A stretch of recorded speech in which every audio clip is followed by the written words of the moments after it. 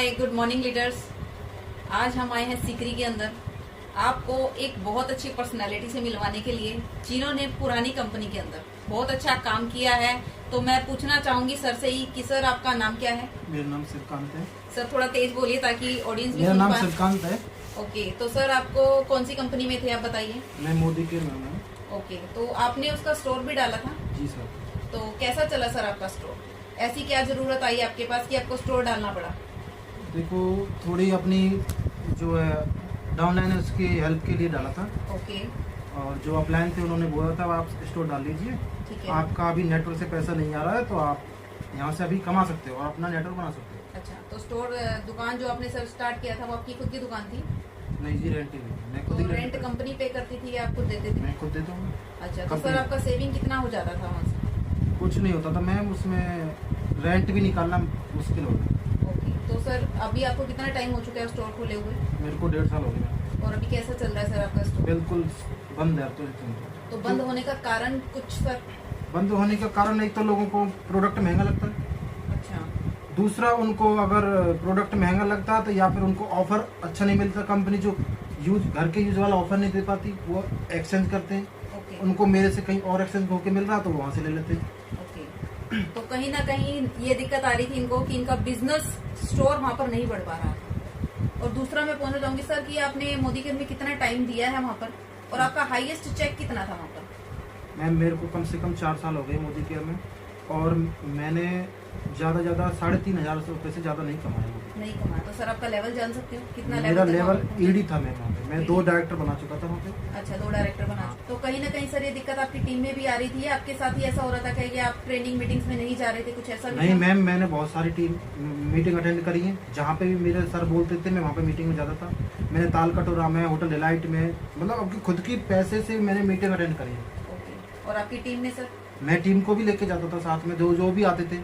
तो आप सर क्या सजेस्ट देना चाहेंगे उन लोगों के लिए जिन्होंने अभी जस्ट स्टार्टिंग की है उस कंपनी के अंदर, जिसको शायद 25 से 26 साल हो चुके हैं? तो आप क्या गाइड करना चाहेंगे? 1 से 2 लाइन्स में आप हमारे ऑडियंस को बताएं कि आपका स्टोर का एक्सपीरियंस भी रह चुका है काफी अच्छा, आपने स्टोर चलाया है, आपने टीम भी चलाई है, आप एक फ्रेशर थे, पहले किसी कंपनी में काम करते थे सर? आप फ्रेशर थे, तो सर भी फ्रेशर थे। 1.5 से 2 साल इन्होंने स्टोर चलाया है, लगभग 4 साल इन्होंने मोदी केयर किया है, और हाईएस्ट पे आउट सर ने बताया लगभग 3,500 रुपए। मीटिंग, ट्रेनिंग्स, हर एक चीज सर ने की है। इसके बावजूद भी सर अब आपने क्या डिसीजन लिया है? मैम मेरे को तो पहले तो ये डीपी को बंद करना, जो मोदी केयर वाला डीपी है इसको बंद करना है, क्योंकि इसका रेंट जा रहा है मेरे जेब से, क्योंकि मैं इतना यहाँ से अर्न नहीं कर पा रहा जितना मेरा रेंट जा रहा है।